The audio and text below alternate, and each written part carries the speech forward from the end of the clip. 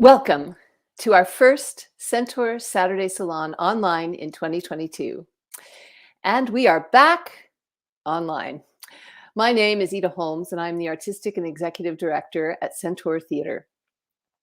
I want to acknowledge the privilege it is to live and work on the island of Montreal, which is considered the traditional territory of the Kanien'kehá:ka Nation and has been a point of creativity and exchange for millennia for Indigenous peoples from across Turtle Island.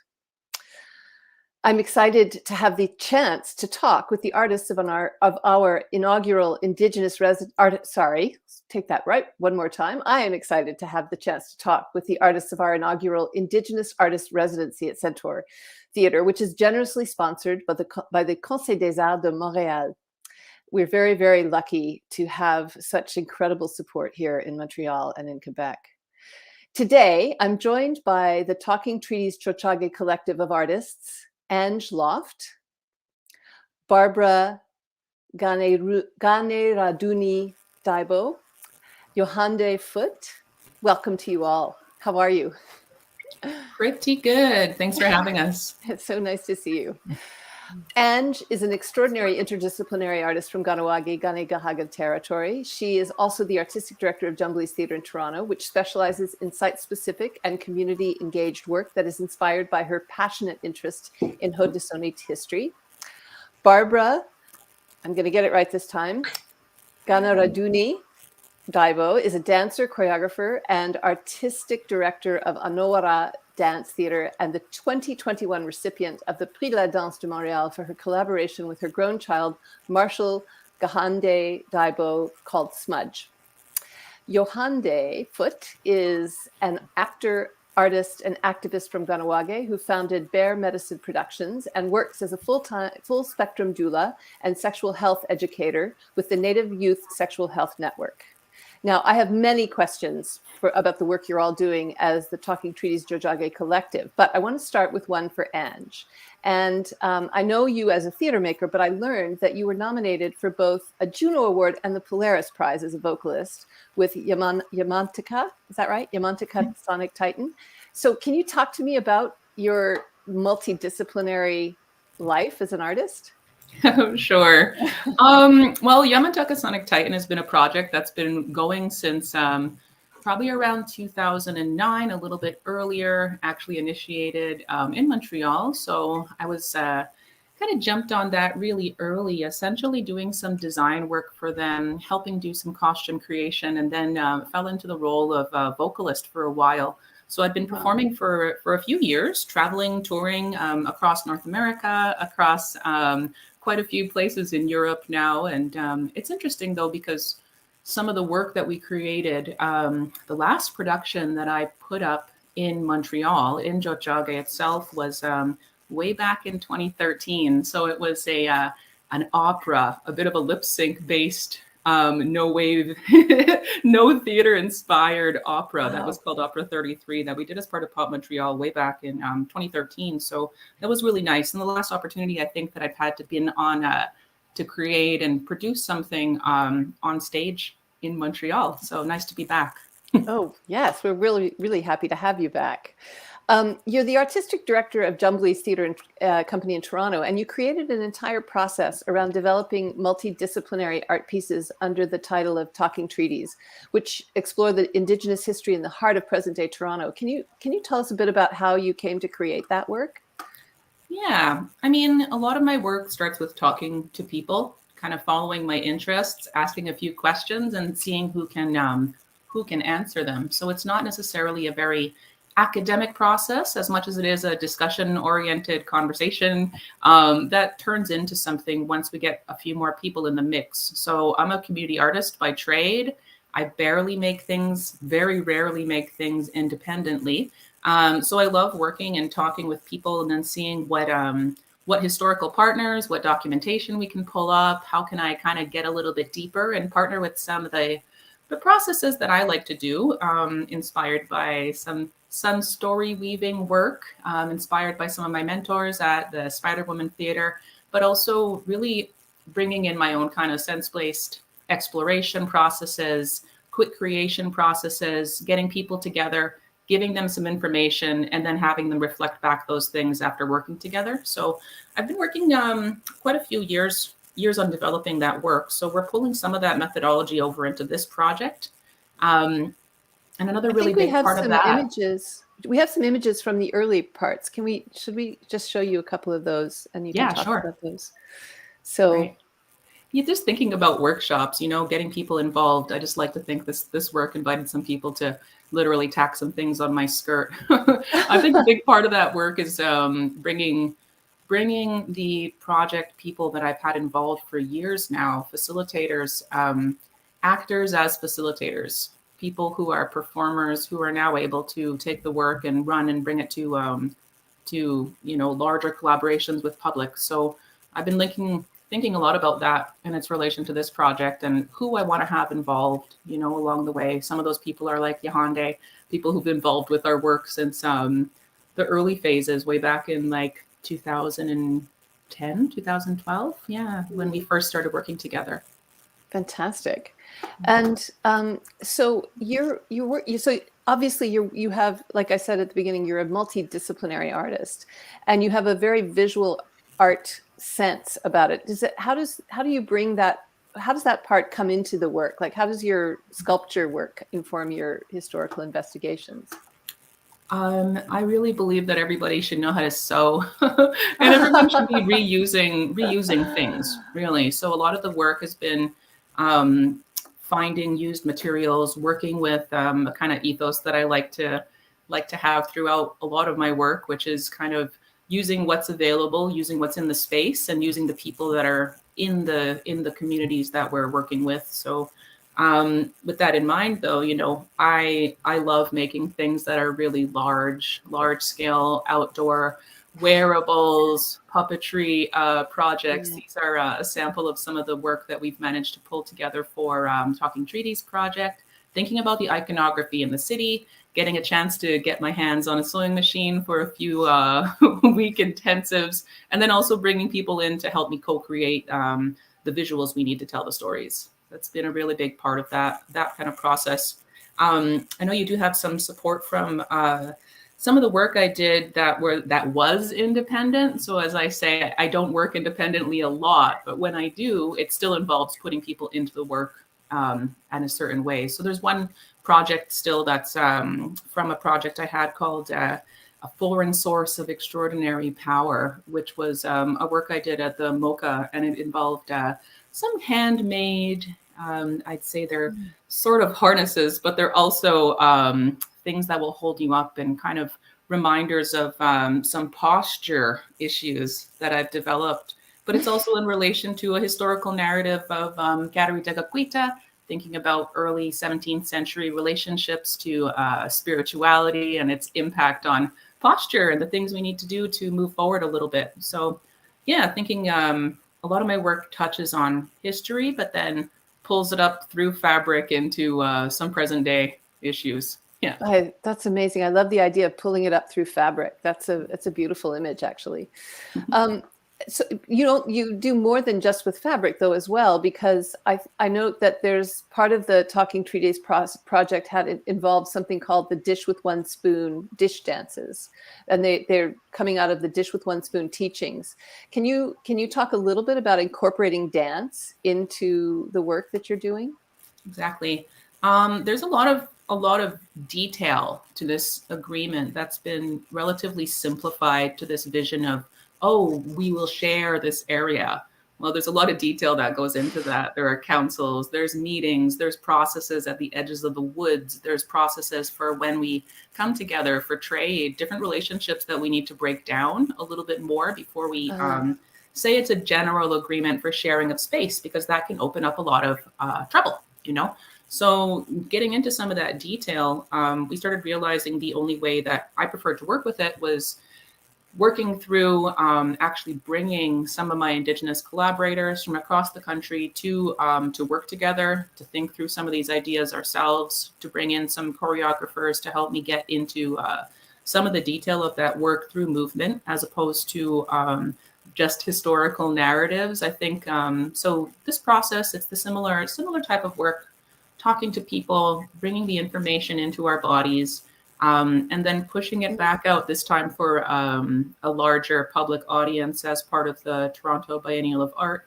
And also really just taking advantage of the really great collaborators I have. I teach at Center for Indigenous Theatre. So this was our first year student class, but a really great opportunity to pull us outdoors, to work outside, right? To be able to take over these large spaces. Yahande was also there. And so the same kind of idea, I saw the I love blue bringing stripe for hair. people back and facilitators back who are part of the process for a really long time. So that was one of those Talking Treaties legacy kind of practices. So how do we get away from English language and what can we put into our bodies instead? I love that idea, putting it into your body instead. And speaking of that, you've brought into this project, you're collaborating with the really extraordinary artist Barbara, Daibo, who is a dancer and choreographer. How did you come together on this? Can you guys talk about the beginning of this collaboration? Sure. Well, I'd always been aware of Barbara's work. I'm always kind of have an eye on some of the superb artists that are in relation to our community, and I want to, know what people are up to. And I just so happened to have Barbara join we did an intensive at Studio 303 in December 2021, and it gave us a chance to get to know each other, but then a really good chance to kind of take it the next step when this call came out for this residency and say, okay, now that we know each other, let's just do this because I need someone to help me tell this story. And Barbara is masterful at that kind of process. So yeah, Barbara. Hey. Yeah, I know it's funny because being aware of Ange and then taking a workshop, and then it was like, oh, she knows so much stuff. I'd love to work with her one day. And it happened, an opportunity came up. So I was happy about that. So Barbara, you have an incredible background as a dancer. Can you talk about what led you to study both classical ballet and the traditional dances of the Kanien'kehá:ka Nation? And actually, you study all kinds of Indigenous dance forms, don't you? I study all kinds of dance forms in general. Right. I guess I started in classical ballet because is what my mom put me into when I was 4 years old, and that was all that was around me. Because I grew up, in a small farm community much of my life. I moved away from Kahnawake and moved to Nova Scotia when I was 6 years old, and so there wasn't, it's not like Montreal where there's so many dance schools. There was like one little community dance school, which was ballet. So I took it and I loved it and I learned to move. But, I felt there's something more. And so when I turned 18, I got, of course, attracted to the bright lights, big city, wanted to come back to this area for both the city, but also to reconnect with Kahnawake because, I always had family there and I would visit there in the summers. So I actually studied in theater. I came back and I studied at Concordia University, and I have a Bachelor of Fine Arts in theater. But in between all that, I started discovering all these other dances of mainstream, for example, like mainstream contemporary, modern, ballroom dance, African dance, hip hop styles, all that stuff. But I got to see my first powwow because we didn't have powwows. That I was aware of, at least in Nova Scotia. So it was, I believe, put on by the Native Friendship Center. So it was in Montreal. And that was the first time I saw a powwow. And when I heard that drum, it just went like right through my heart. And I started to cry. It was almost like, this is what I've been missing all my life. Being able to connect on that level with the culture, So from there, I found my mentors and learned various powwow dances. And I was involved in my community. I taught at the high school for a while in Kahnawake and got more in touch with the dances and longhouse ceremonies and all that there. So it just all came together. And now it's all that is a part of me. Can you talk a little bit about Smudge, which is the show that won the Prix de la Danse of Montreal? That was with your grown child, Marshall. Talk a little bit about that. I think we have a couple of images of that. Yeah. Originally, that was with Festival Quartier Danse in 2020. And I was originally supposed to do a live performance that wasn't this show at all. But of course, because of COVID, everything changed. Mm. And they offered to support me to make a dance film. So I thought that was pretty cool. I've never made like really a dance film before. And so I approached Pepper Obamsawin, who lives in Ganawagi, to be the director. And we started talking. And I'm really fascinated with what we call Indigenous futurism. So it's kind of like science fiction meets Indigenous and or future visions. And I kind of wanted to play with that idea of generations, of something representing kind of the present or past and something representing more the future. So I approached my child if they would want to dance in it. And I wasn't sure if they would be the right, but then it became more evident that they were absolutely the right person for this part, who represented the future. And so, yeah, so smudge is like a practice. In case people don't know, it's a practice many Indigenous people use. It's kind of a burning of medicinal plants, and you kind of purify with the smoke. And it's about connecting. It's about bringing good energy, taking out the bad energy. So I was using that connection, the smudging connection. But I also used our Ohadugari Adekwa, which is our Thanksgiving address, the Mohawk, the Iroquois. And it's a way, we're supposed to say it every morning, where we just give thanks and pay respect to all the elements on earth. You know, whether it's the grass, the trees, the waters, the fish, the winds, the moon, the sun. So the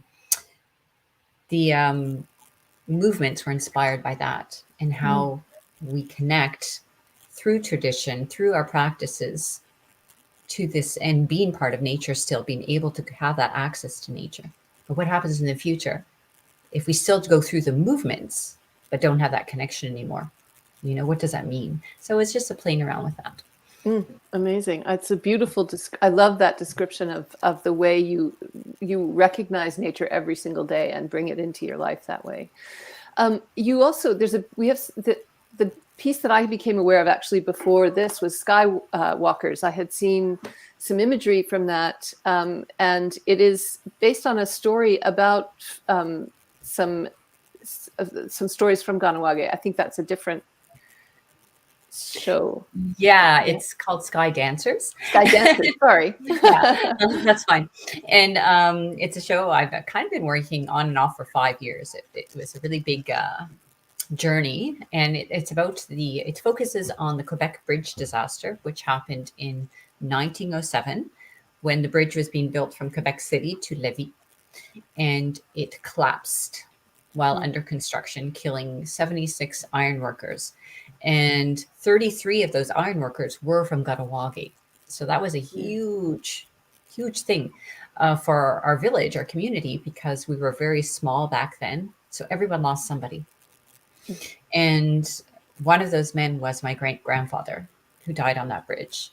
So my older brother, who does the music for this show and many of my shows, he was also thinking kind of like, oh, wouldn't that be neat? So we were both thinking it at the same time. And so over the years, I created this story to show our side of it, to show us in what happened before, during, and after. Because sometimes people don't think, well, what happened to the people after?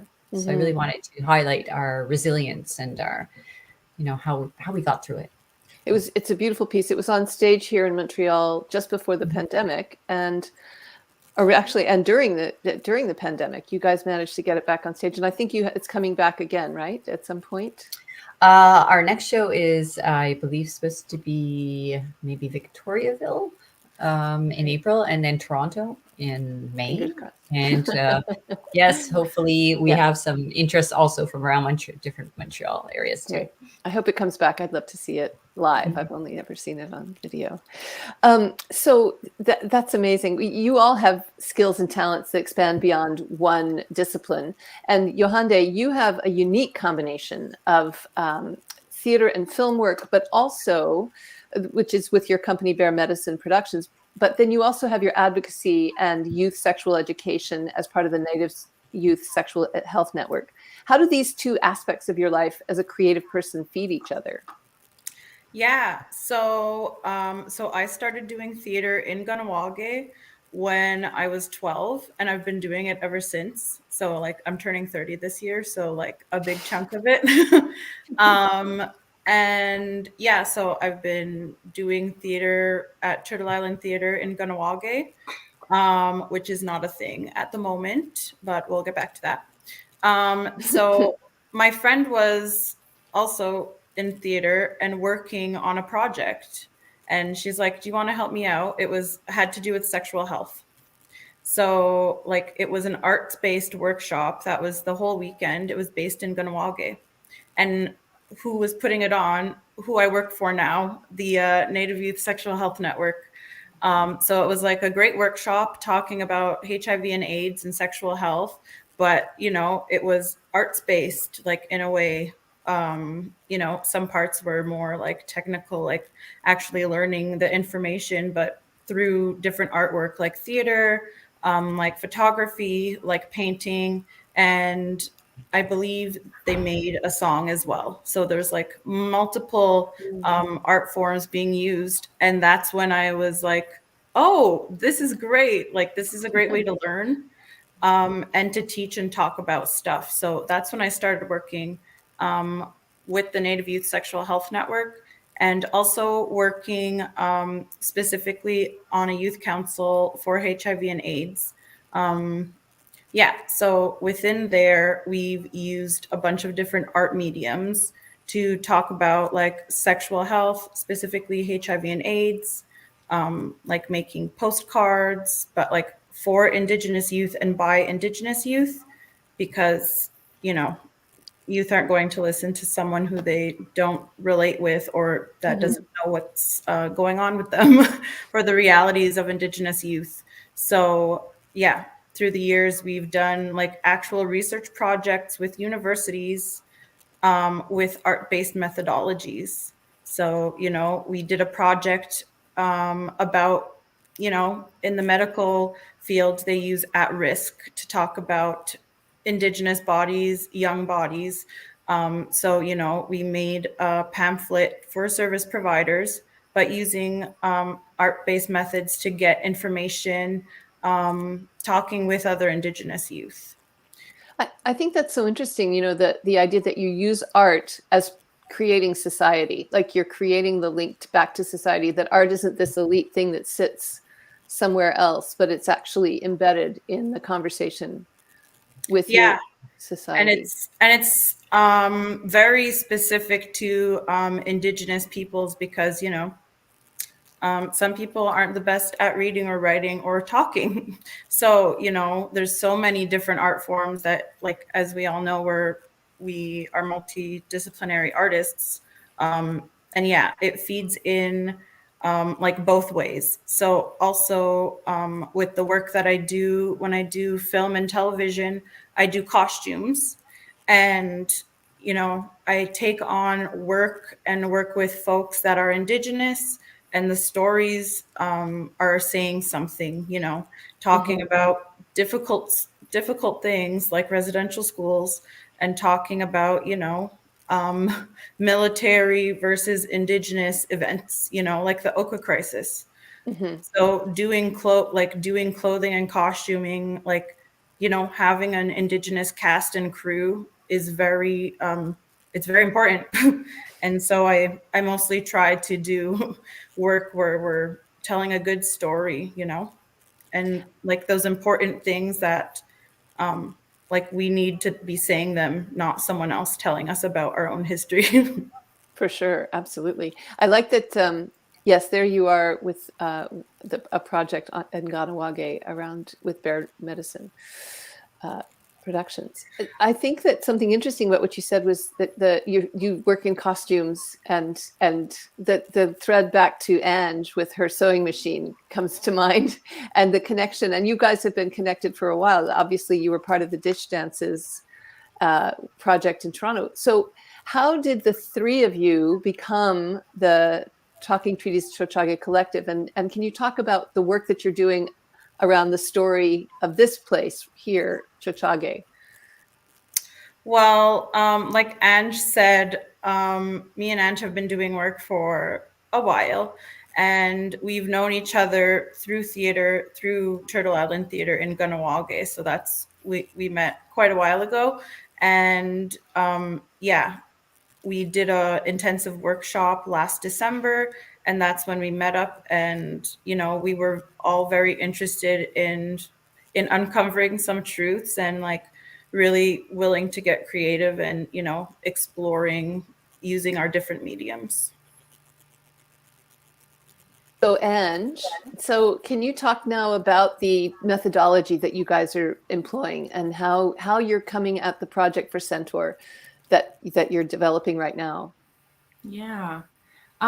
We are in the starting to put it together phase, finding the big pictures, finding the large images. I very often say image first. And so one of the initial images we had when we proposed the project was a little bit of a looking inward, a bit of an archaeological perspective. I am an amateur, I don't know, archaeology lover. So spending some time with some archaeological records as it's one of the origins of thinking about what I wanted to talk through, essentially. So thinking about pottery shards, thinking about types of clay, thinking about relationships to stone and to bone, were one of the things that started to come up. On top of it, I have a real interest in some of the wampum-based agreements, the remnants we have of these narratives that we can see and refer to directly to wampum belts. So one of the pitches we had when we first arrived was thinking through this one belt, which is the two dogs belt, which is the conversation around when people on the island were asked to essentially vacate the island. So then that opened up a whole bunch of questions for me around why don't I know about the habitation narratives of the city itself? Why am I not familiar, and who do we need to talk to? So we started talking to family members, we started talking to friends and people who were able to give us some of this information. But then it opened it up to some artists we want to talk to that can kind of expose some of those, I guess, particularly Ganyakahaga, almost like ontologies, like what worldview kind of conversations, big shapes, asking people about what the shapes are, what the stories are we need to be talking about. So then we have a set of interviews that we've conducted now. We have a nice set of nice round set of interviews, talking to some community members, talking to some people that are language speakers, talking to a few artists, and we're not complete our research process yet. We're at the point now where we have some of those big images starting to come to the surface. And then actually just a few days ago, Barbara Yahande and I had the opportunity to work in the space and get a little bit deeper, start to source out some of the things that would be best suited to movement explorations, some of the narratives that would be best suited to work through a bit of a story weaving process. So we'd spent a little bit of time digging through these narratives, and on top of it, making this pretty epic, starting chronologically, which was a funny thing to do, making this like epic chronology of habitation on the island, what we know from names, what we know from like Algonquin references to the area as Munayang. Digging through the words has been something really interesting, thinking about what these words actually mean when they break them down. I'm personally a little bit super invested now in figuring out some of the other place names around the city. We have some references and maps to these places, but I think in partnership with that, I'm taking language lessons to try to decipher some things and get to know some of these ideas a little bit deeper. But we have a whole series of visuals, and I'll drop them in as we keep talking. Maybe that'll kick us to somewhere new. But yeah. I'm curious though. You mentioned the Algonquin relationship too. So you're also beyond. You're going beyond the Ganegahaga story into the entire indigenous story of this area, this place, and finding, you're digging into all of the narrative that exists. Is that? We would like to, it's to pretend that we are the only people that ever had relationship to the island is not fair to the realities and public and oral narratives that everyone else holds about the island. So we actually start with one visual from an Algonquin narrative that has like Nana Busher, Washega Jack, like chasing a beaver and then like kicking him onto the island, and he turns to this big stone lump, which is the mountain, right? So there's all of these kind of old stories and references to like we all are familiar with the place having been like an incredibly bountiful location. There's a reference to graded land, the actual like growing practices that would have been along the mountain itself, right? This place that we would have moved to in the summer, particularly Kanien'kehá:ka people who we would have moved onto the island. My clan in particular, the Bear Clan, moving onto the island to do some planting, get our corn ready, do all of that, and then move off the island for the winter. So we ended up, just trying to dig into some of those things, but then came out with a lot of chase scenes, actually, that are starting to develop. So we have this beaver, being chased down the Ottawa River. We have a chase scene that involves a monkey named Gustav that is part of a sportsman show, which was a kind of large practice that happened around Barrie Ucam area for many years, particularly the time we're thinking about is the late 60s. We have another chase. We have a lot of chase scenes because you start to realize that it's very unstable. There's magma under us. There's a lot when you start digging down. It's been really interesting to think about like where the movement is in this piece. Another one we just pulled up was this narrative about a cow and then some prisoners that actually might have been executed right near Centaur. So what's our relationship to the island? We have a bit of a lot of hand. It's very clear after talking to a lot of our interviewees, it's very clear that we are actually embedded in so many of the historical narratives around the development of the island, the populating of the island through settlers, and then also some of the, we're never not in the history books when you dig enough, Right. Yeah. Well, it's interesting because, the sort of traditional settler narrative is that this land was empty, and therefore that's why everybody lives here now. Like the Europeans came and there was nobody here. And it's so important to reclaim the reality of that story and rewrite that history, because it isn't true. It's so obviously it's never been true. And it's exciting to have the chance to follow you down the process of unearthing, literally unearthing another truth. We can choose to center Cartier and Champlain and Maisonneuve, but all of their narratives are in relation to all of the people who were watching them at that time. So hopefully we have that side, particularly thinking about some of those mysteries.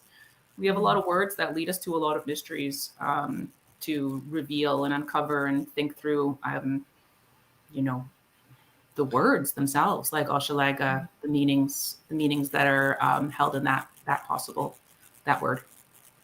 And as you work through this, what do you imagine as I mean, it's early days, I recognize, but what do you imagine as the kind of performance that you're going to create? Is it a play? Is it a dance? Like can I ask you that question?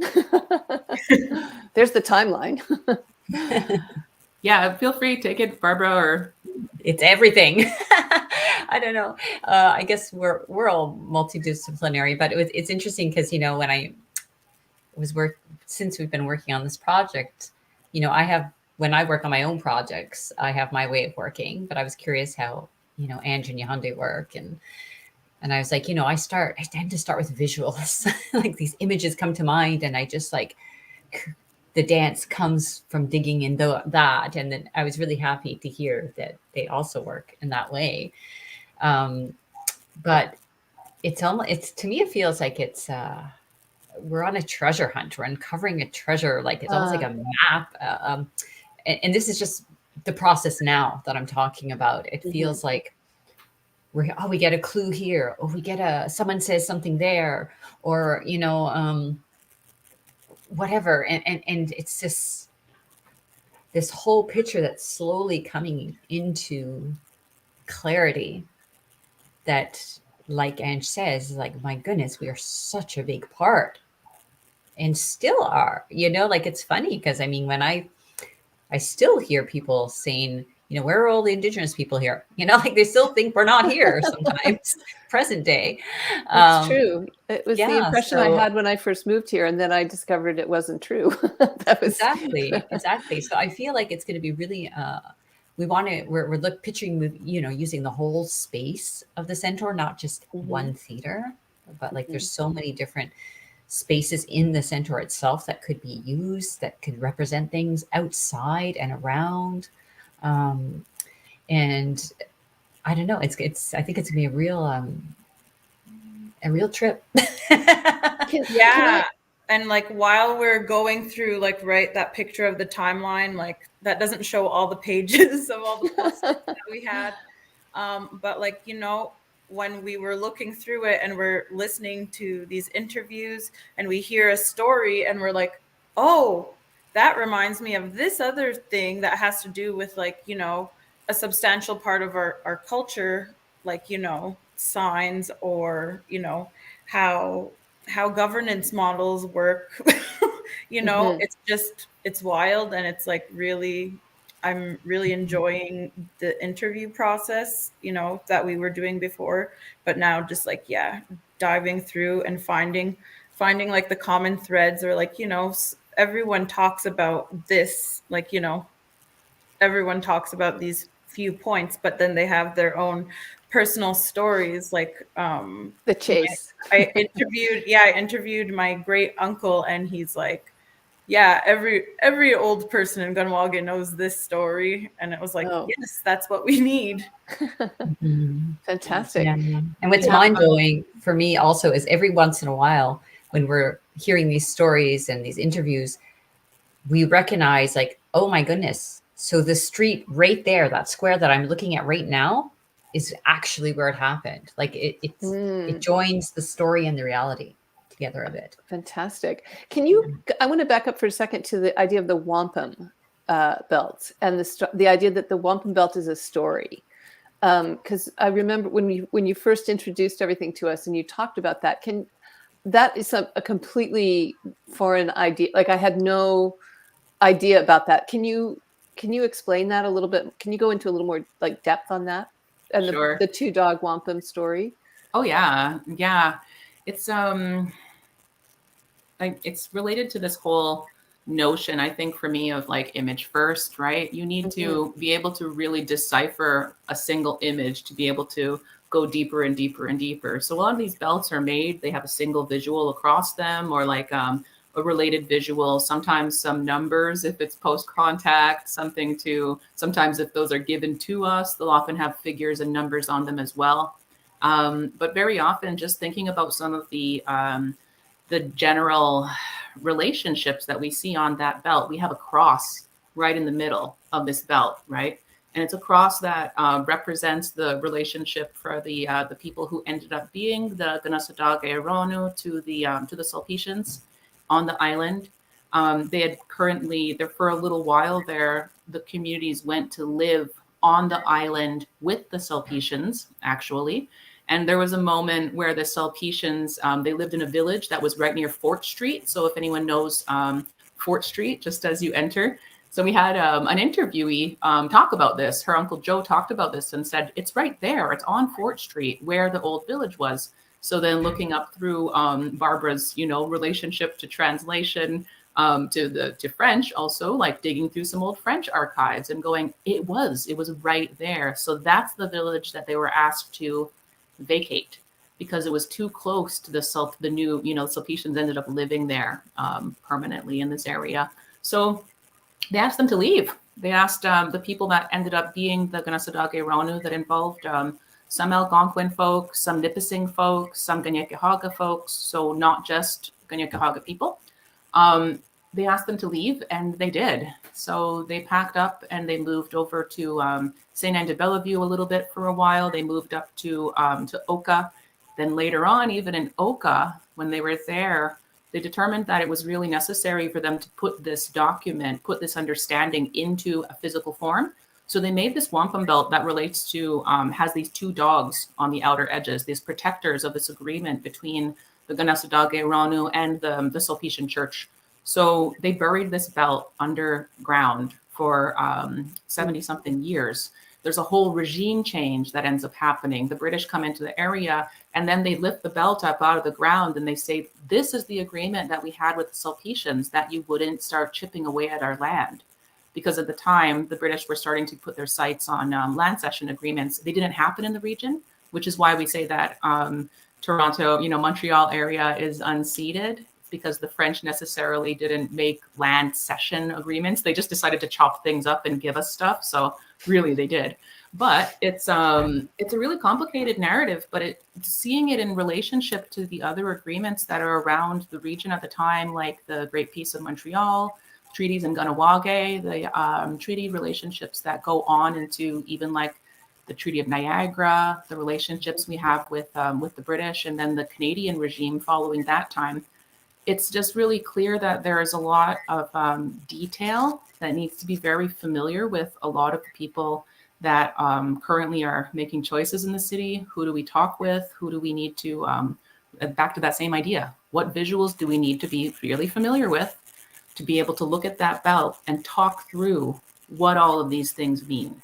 Talk through, what every one of those details are. And that's my mission, I guess, in a way, is thinking about, how do we make them familiar? How big do they need to be? How many repetitions of this do we need to hear? How often do I need to come back to this story to learn more about it? How can we literally hang these visuals around the centaur space and have them we're thinking now, I think a lot about Barbara's approach to design, also this kind of like 4D experience, right? Sitting inside something much bigger. So that's a lot of the impetus to tell the story in a kind of like traveling audience way, to be able to hang things and reveal things and trick lighting and images behind images and the narratives underneath things. How do we connect up some of the visuals that we have in pottery shards to diffuse this concept of the St. Lawrence Iroquoian people having left this region? How do we make that really clear that we were those people? We have it in a lot of our narratives around burial practices. We have it in a lot of our, we carry a lot of that information still. So yeah, a nice partnership of history, symbolism, Indigenous ontology, and then trying to think now, how much do we need to give people for them to be able to do their own research, to be able to do their own, relationship building with some of these visuals.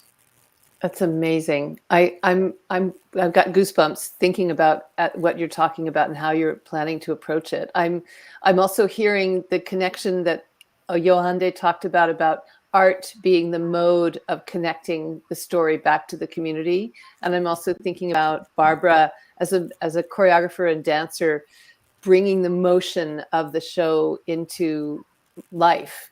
And this amazing process of asking for a story, going to the people who live here and saying, what's the story you need us to that's untold and needs to be told. So I'm blown away, actually, and so excited to see how this evolves and how it grows up and out from the work that you're doing.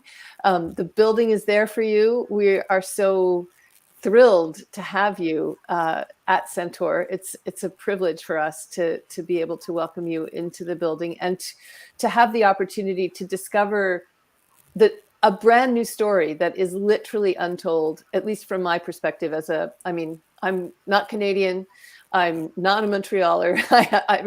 I get everything from just coming here as a new person. So I'm excited to have the chance to learn the story from a whole nother perspective that I've never ever gotten to a door opened on before.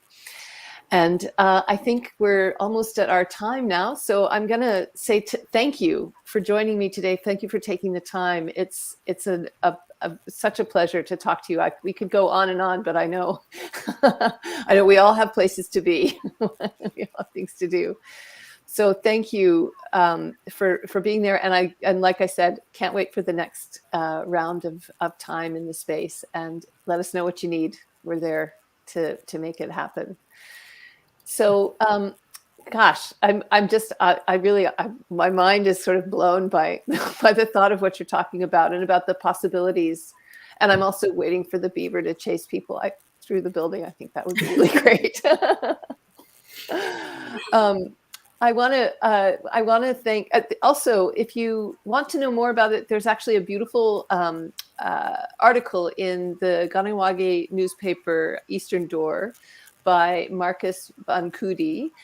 So by all means, check it out, subscribe to the newspaper, and you can find a link on our website at Centaur. We are so grateful at Centaur for the support of our season sponsor, Hydro-Quebec and Canada Life, the sponsor of our artistic diversity discussion at Centaur. With Canada Life is the sponsor for the artistic diversity discussion at Centaur. And the Saturday salons like this are part of that. So those two corporate sponsors have kept us going, helped us keep going through all the ups and downs of this pandemic. And we are really, really grateful for that. And I want to thank you all for joining us today. I want Ange, Yohande, Barbara, and all of you listening in, joining us on Facebook and on YouTube. That's it. That's the other place. See, that's how old I am. I can't even remember the ways we get out to the world. But I really appreciate you joining us. And the pandemic is ongoing, but it will become endemic at some point, and we will be back to gathering in a single place to share our stories and discover what we have in common. And that's coming soon to the Centaur near you. I also want to thank our behind-the-scenes team at Centaur, Vanessa Rigo and Edouard Savoie, for getting us back online for the Saturday Salon. Bravo, you guys do amazing work. And as we've learned this crazy pivot time, it is so valuable to be able to still keep the conversation going and keep connected to each other as artists, as audiences, as people of Montreal. So thank you for helping us with that. Stay tuned for our next Saturday Salon. Hopefully in February, there'll be more information about that coming out. And at this point, I just want to say happy Saturday and please stay warm. See you soon. Thank you for joining us.